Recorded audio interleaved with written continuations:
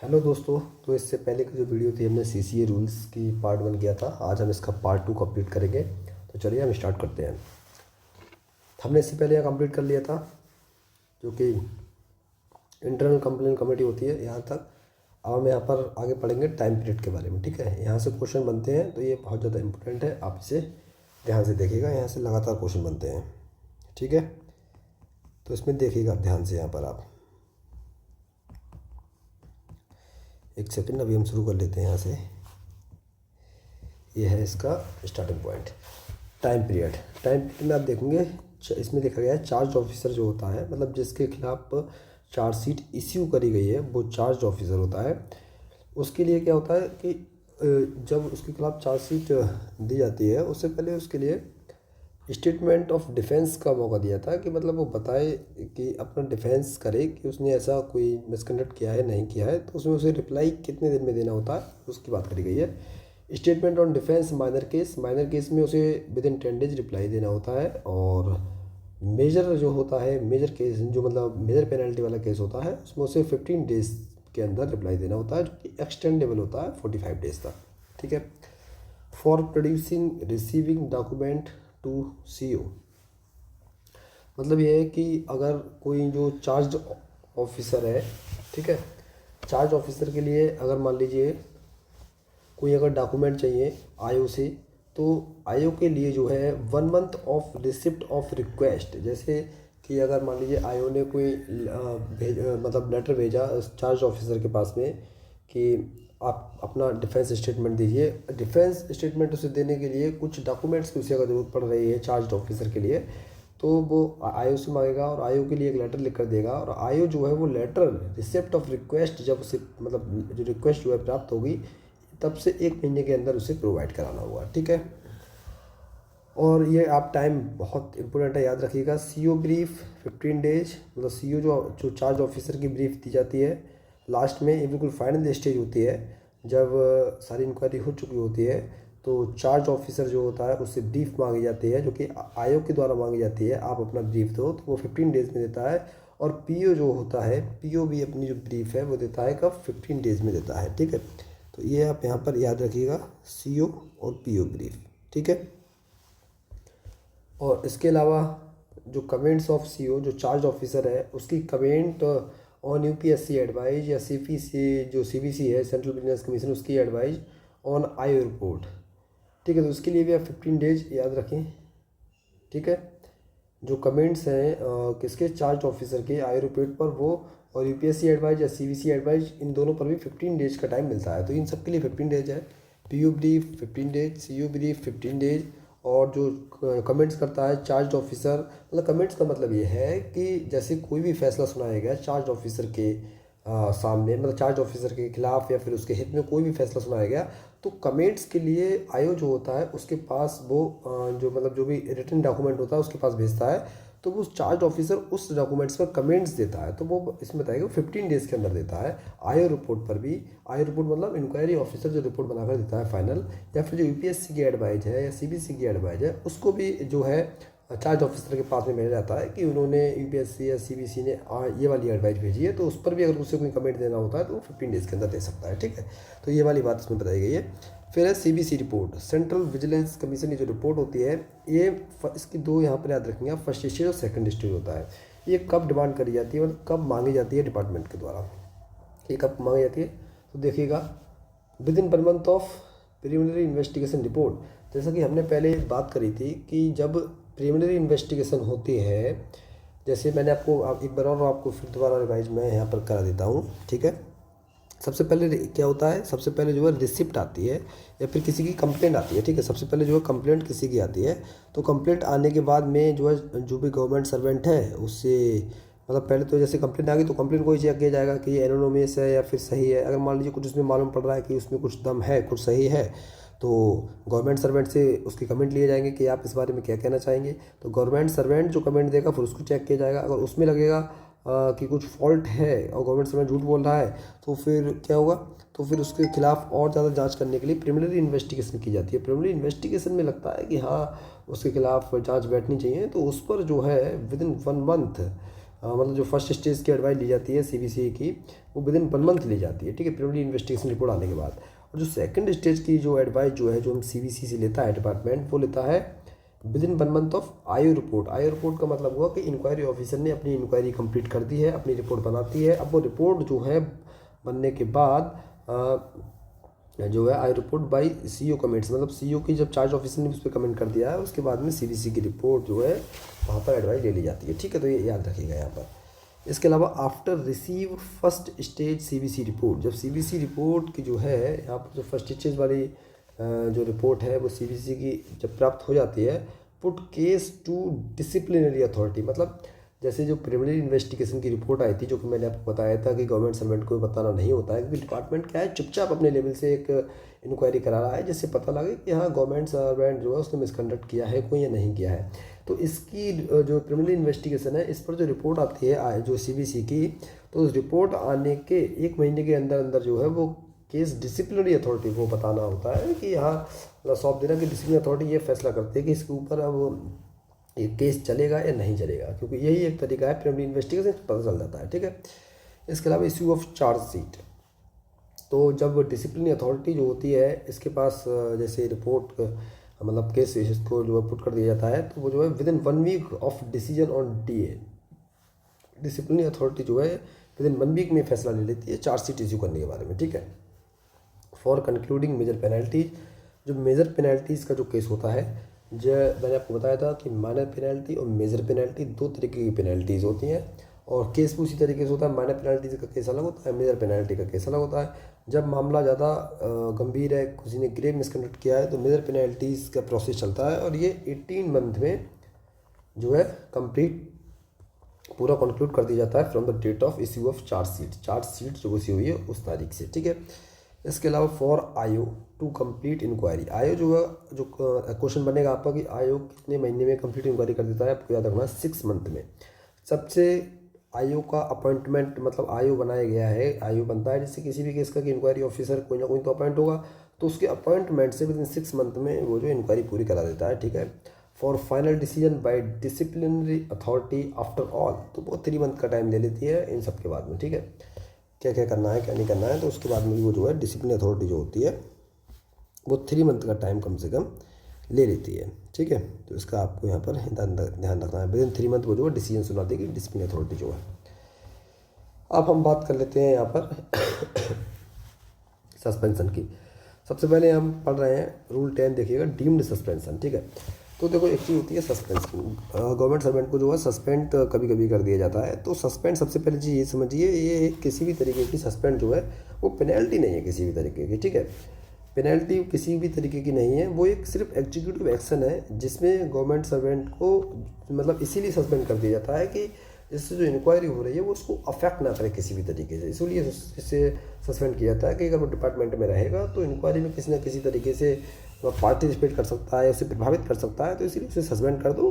तो वो एक एग्जीक्यूटिव एक्शन है और पेनल्टी नहीं है, ठीक है, ये आप याद रखें। अच्छा, सस्पेंशन और डीम्ड सस्पेंशन में क्या अंतर है, ये बहुत इंपॉर्टेंट है। डीम्ड सस्पेंशन का मतलब होता है कोई भी government servant detention more than 48 hours, ठीक है, 48 घंटे से ज़्यादा अगर डिटेंशन में है तो उसे डीम्ड सस्पेंशन माना जाता है, ठीक।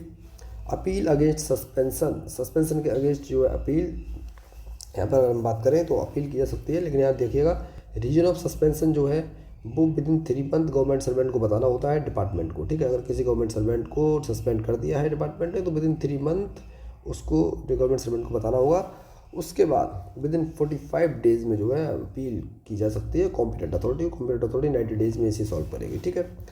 अच्छा, सस्पेंशन जैसा कि मैंने आपको बताया ये एक एग्जीक्यूटिव एक्शन है और नॉट पेनल्टी, ये किसी भी तरीके की पेनल्टी नहीं है, सिर्फ एक एग्जीक्यूटिव एक्शन है, ठीक है। सस्पेंशन को ये मत मानना कोई अगर गवर्नमेंट सर्वेंट सस्पेंड हो गया तो उस पर पेनल्टी मतलब पेनल्टी हो गई, वो पेनल्टी नहीं है, ठीक है।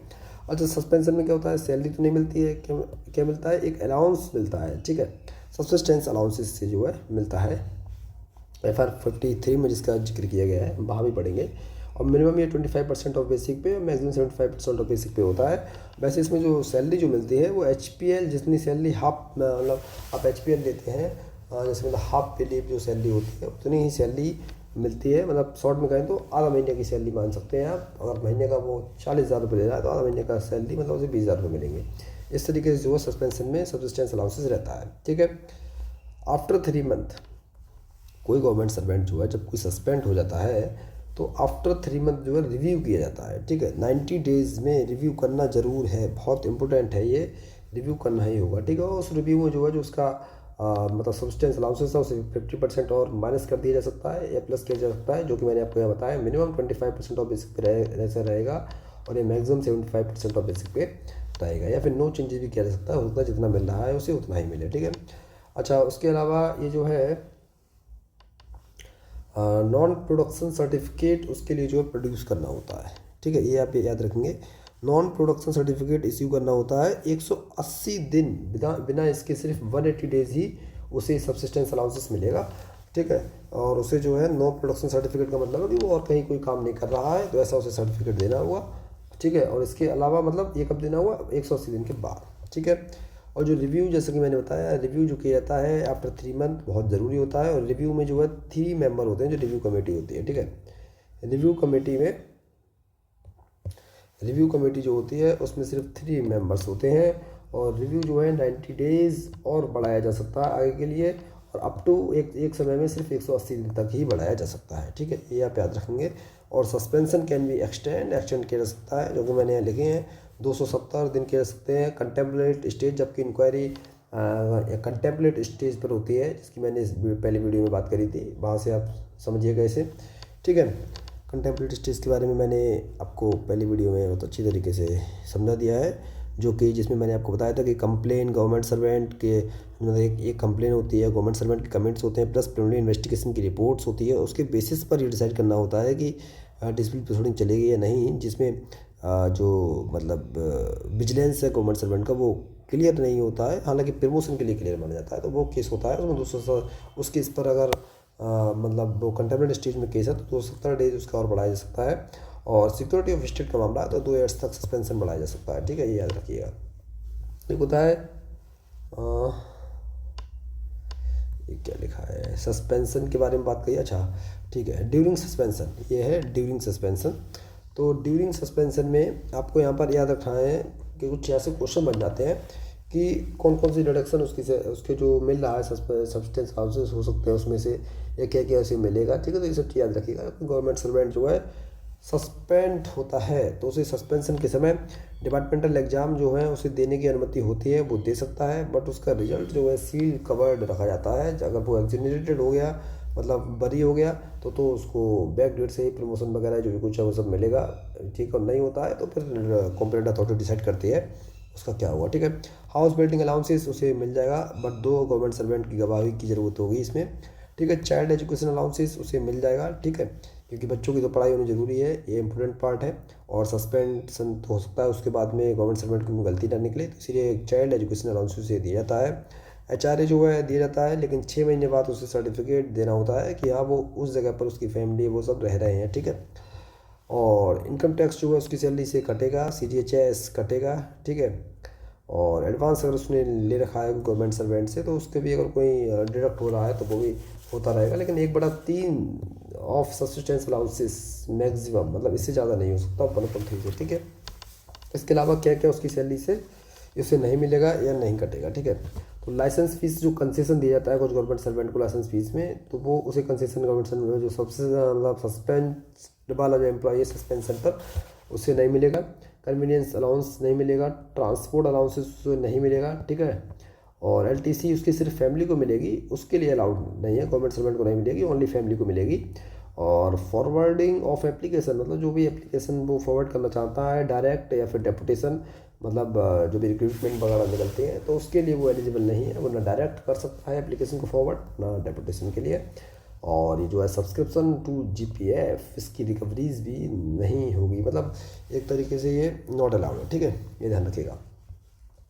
अब यहाँ पर इंपोर्टेंट चीज़ देखिएगा, एक अपील, रिवीजन और रिव्यू, यहाँ से क्वेश्चन बनता है। ये सब क्या है समझे पहले। जैसे कि गवर्नमेंट सर्वेंट पर कोई पेनल्टी लगा दी गई तो वो अपील कर सकता है, रिवीजन, रिव्यू ये सब कर सकता है। ये क्या होता है, कैसे होता है, थोड़ा सा इसे अच्छे तरीके से समझने का प्रयास करेंगे यहाँ पर, ठीक है। ठीक है, तो यहाँ पर आप देखिएगा इसमें 3 चीज़ दी गई हैं, एक दी गई है अपील, एक दिया गया है रिवीजन और एक दिया गया है रिव्यू। ठीक है। तो अपील क्या होती है आप समझे। यहाँ पर अपील है कि क्या 45 डेज में करी जाती है, ठीक है, विदिन 45 डेज। जैसे ही मतलब जो पेनल्टी ऑर्डर होता है उसको 45 डेज में अपील की जा सकती है, ठीक है। और अपील जो है सो मोटो नहीं होगी, ऐसा नहीं है कोई सो मोटो एक्शन ले रहा है अपील पर। अगर कोई गवर्नमेंट सर्वेंट रिक्वेस्ट करेगा तो ही अपील मानी जाएगी, ठीक है।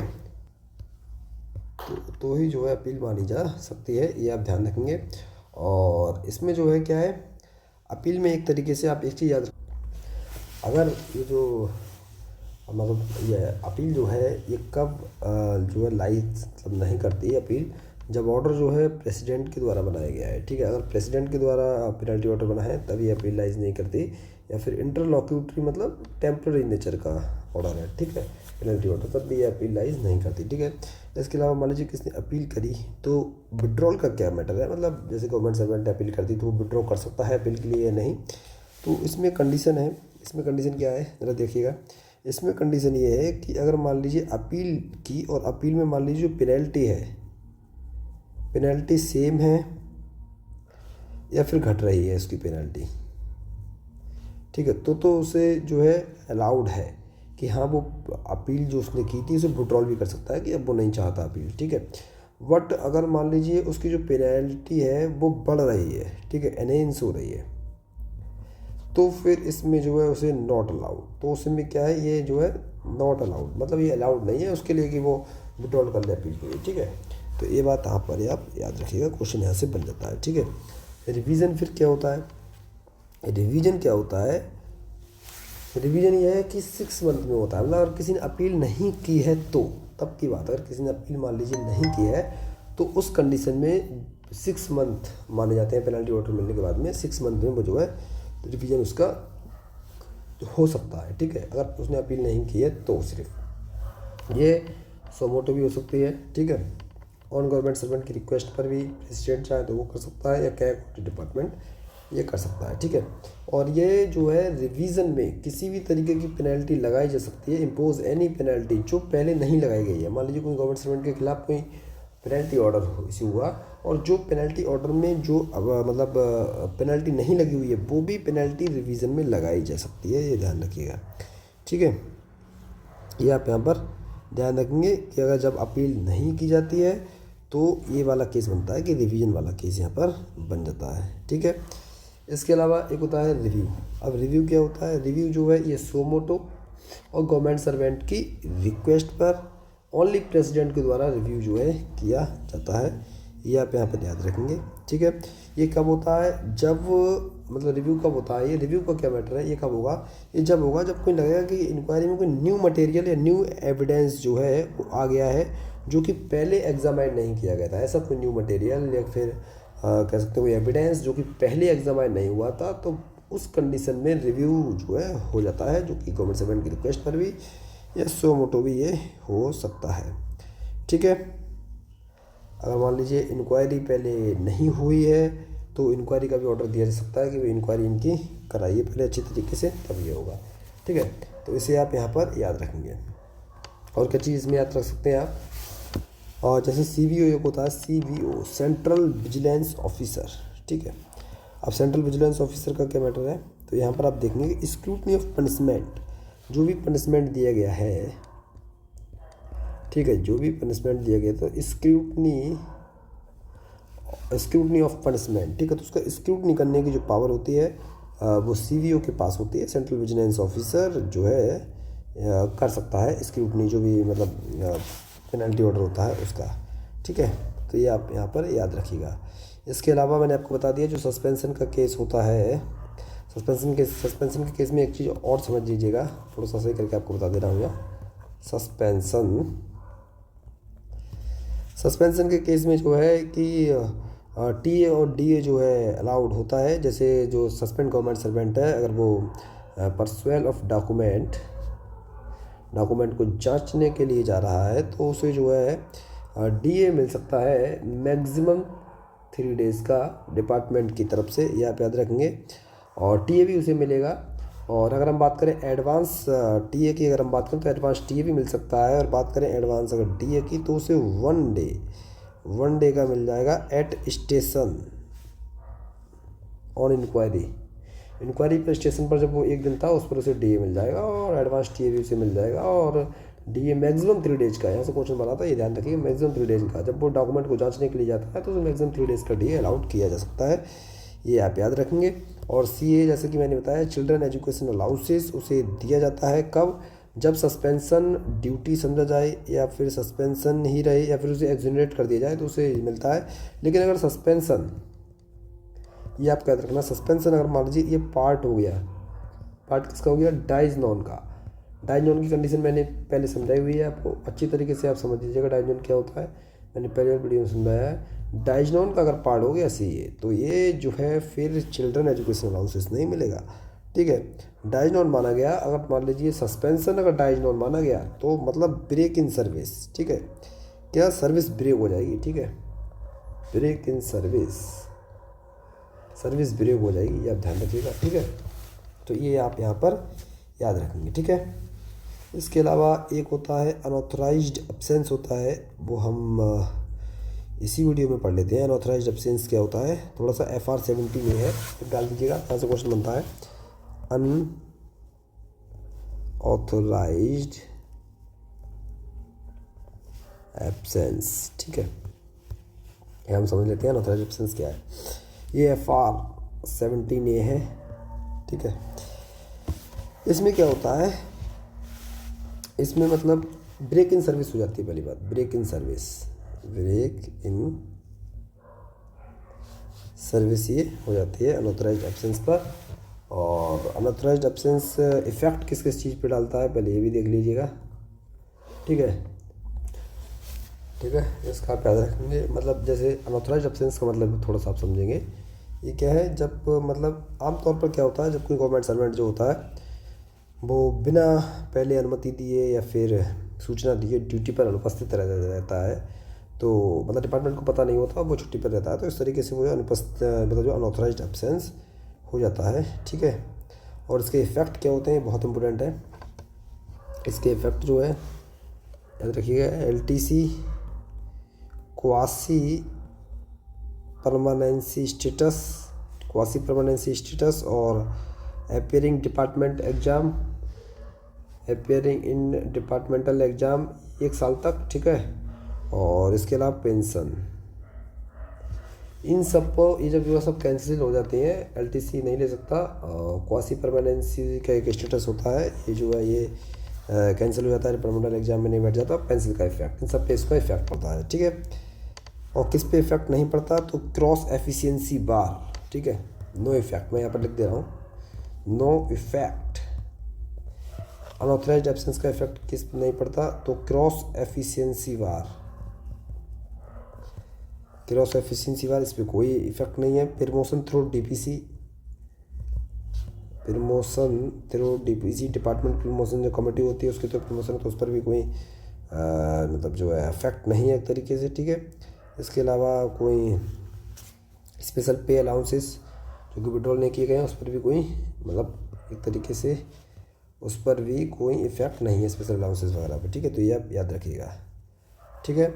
इसके अलावा जैसे मान लीजिए डिपार्टमेंटल जो एग्ज़ाम है, अगर मान लीजिए डिपार्टमेंटल एग्ज़ाम आपने पहले ही दे दिया है ब्रेक इन सर्विस से, तो उसके फिर उस पर कोई इफेक्ट नहीं होगा। बट अपीयर आप हुए हैं ब्रेक इन सर्विस के या फिर अनऑथराइज्ड एब्सेंस के बाद में, तब फिर वो जो है उस पर तो फिर इफेक्ट पड़ेगा ही पड़ेगा, ये आप यहाँ पर याद रखिएगा, ठीक है। तो इतना ये था CCS रूल्स में, ये हमने यहाँ पर पढ़ा। अगर कोई आपको डाउट हो तो आप कमेंट करके बताइएगा, मैं नेक्स्ट वीडियो में कवर करूँगा, ठीक है।